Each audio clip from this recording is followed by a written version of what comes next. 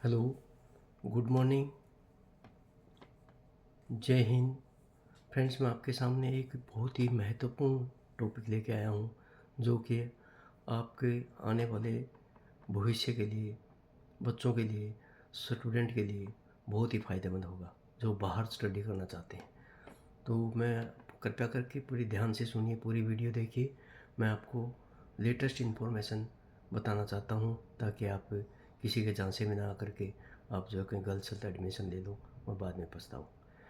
मैं देख रहा हूँ कि 5-10 सालों से पीछे कनाडा में लोग बहुत जो है स्टडी वीज़ा पे बच्चे आ रहे हैं, लेकिन इतने अभी यहाँ पे क्राइसिस हो गई है जॉब की कि बच्चों को जॉब नहीं मिल रही है। और वो जो भी पंजाब से आ रहे हैं, वो हरियाणा से भी आ रहे हैं, राजस्थान से आ रहे हैं, ज़्यादातर मोस्टली पंजाब गुजरात से आ रहे हैं। तो बच्चों को यहाँ पे कोर्स के बाद जब जॉब नहीं है, रिसेशन चला हुआ है, जॉब है नहीं यहाँ पे। पहले इतने ज़्यादा भर लिए यहाँ पे, अब यहाँ पे बहुत ही जॉब की क्राइसिस है। तो इसलिए मैं आपको स्टूडेंट वीज़ा पे कनाडा में आने से पहले आपको किन किन चीज़ों का ध्यान रखना चाहिए, किन किन चीज़ों पे आपको गौर करनी चाहिए, उसके बाद ही आप आएँ, ताकि आपकी पेरेंट्स की जो है कमाई को, पेरेंट्स के पैसे को बर्बाद न करें आप। तो कृपया करके आप मेरी वीडियो पूरी देखिए। फर्स्ट ऑफ ऑल मैं आपको ये बताना चाहता हूँ कि कनाडा गवर्नमेंट ने इस टाइम में वीज़ा में इमिग्रेशन ने काफ़ी चेंजिंग की है। पहले एक एसटीएस वीज़ा होता था स्टूडेंट के लिए। स्टूडेंट जो है डायरेक्ट स्ट्रीम होती थी, उसमें वो क्या करते थे कि 10-12 कंट्री होती थी जिनके बच्चों को एडमिशन देते थे। लेकिन अभी वो ख़त्म कर दिया गया है, 8 नवंबर 2024 को ये ख़त्म कर दिया गया है। और उसके बाद जनरलाइज कर दिया गया है, सबको एक में ही कर दिया गया है, ताकि पूरे वर्ल्ड का जो भी बच्चे हैं उन्हीं के साथ ही इनको एडमिशन होगा। 10-12 कंट्री को पहले रिजर्व था, वो ख़त्म कर दिया गया है।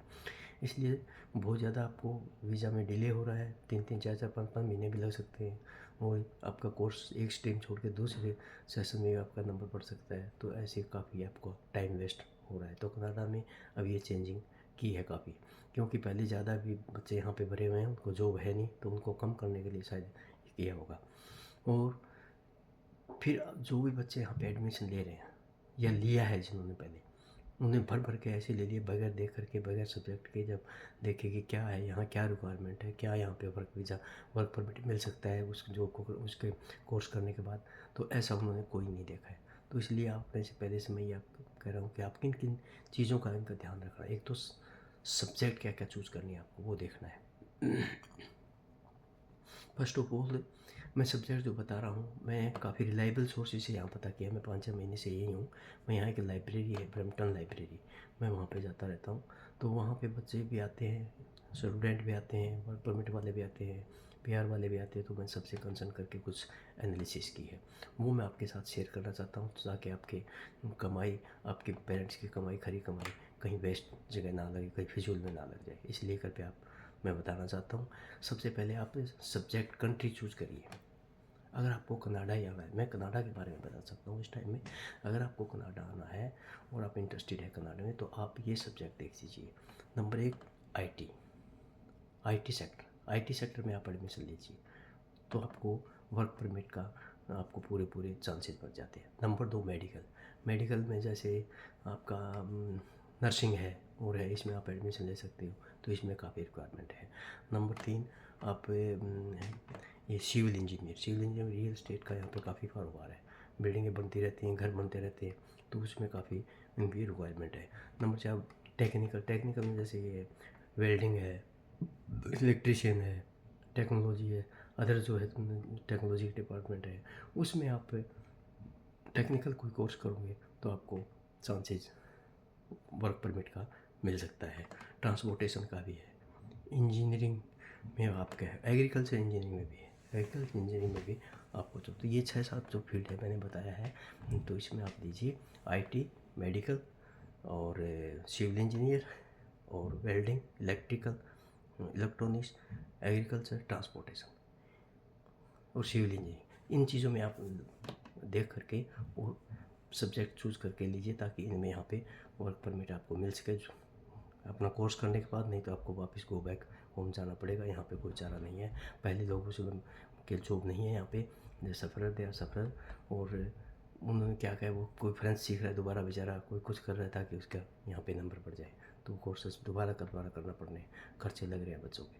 तो मैं आपसे यही दरख्वास्त करूँगा, ये चीज़ें आप देख लेना, क्योंकि ये तब्दीली काफ़ी की गई है। तो इसमें आपको ये ना हो कि यहाँ आने के बाद किसी एजेंट के चक्कर में फंस करके, एजेंट तो आपको एडमिशन दिलवा देगा, किसी भी यूनिवर्सिटी में दिलवा देगा, लेकिन यहाँ यूनिवर्सिटी भी मैंने देखी है, 5-5 7-7 घर हैं, वो मकान है, उसमें कमरे हैं, उसमें यूनिवर्सिटी खोल रखी है, बच्चे उसमें जाते नहीं हैं, अटेंडेंस लग जाती है, सर्टिफिकेट उनको मिल जाता है, डिप्लोमा उनको मिल जाता है। वो जब आ करके बाहर आते हैं, मार्केट में जॉब नहीं है उनके लिए, कोई उनको पूछता ही नहीं है। तो यहाँ पे जो है ना, ये बहुत यूनिवर्सिटियाँ ऐसी खुली हुई है। तो जब भी चूज़ करें, अच्छी यूनिवर्सिटी करें, अच्छा सब्जेक्ट करें, उसी में आप फील्ड में आगे बढ़ करके आप यहाँ पे अप्लाई करिए और आइए। अदरवाइज़ कोई फ़ायदा नहीं है यहाँ पे पेरेंट्स का पैसा लगाने का। और दूसरी चीज़ और भी कर दी इन्होंने, जो टूरिस्ट वीज़ा है उसमें भी पहले 10 साल का लगता था, अब वो 10 साल का नहीं है। अब जो है इमिग्रेशन पे डिपेंड है कि आप अप्लाई करोगे तो आपकी सिचुएशन क्या है, आपकी रिक्वायरमेंट वहाँ पे क्या है, जेन्युइन है या नहीं है। आपको 2 महीने का मिल सकता है, 5 का मिल सकता है, 7 का मिल सकता है।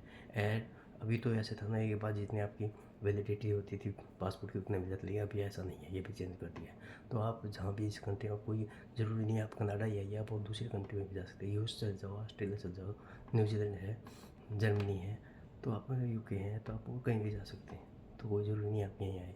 तो मेरे आपसे यही प्रार्थना है कि आप उनकी गाइडलाइंस को फॉलो करोगे और आप जो है ना, ये अपने जो मेहनत की कमाई अपने पेरेंट्स की यहाँ ना लुटाएं, और इसको देख कर एजेंट के बहकाव में ना करके इसी फॉलो करके आप, मुझे आशा है कि आप इससे आपको बहुत बेनिफिट मिलेगा।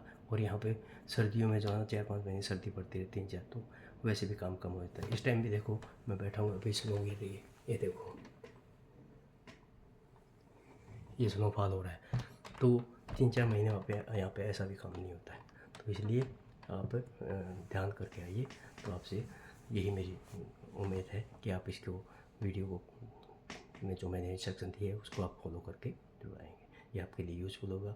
थैंक यू, धन्यवाद, जय हिंद।